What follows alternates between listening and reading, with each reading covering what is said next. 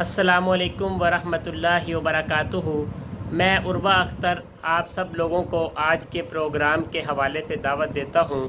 جامعہ مسجد میاں ٹاؤن خاتم النبیین صلی اللہ علیہ وسلم ہرن آباد میں مغرب کی نماز کے بعد حضرت مولانا پیر ذوالفقار نقشبندی کے خلیفہ مجاز حضرت مولانا پیر زاہد راشدی صاحب اور ان کے ہمراہ faculty of Islamic learning doctor professor شیخ شفیق الرحمان صاحب اسلامیہ یونیورسٹی بہاولپور سے تشریف لا رہے ہیں۔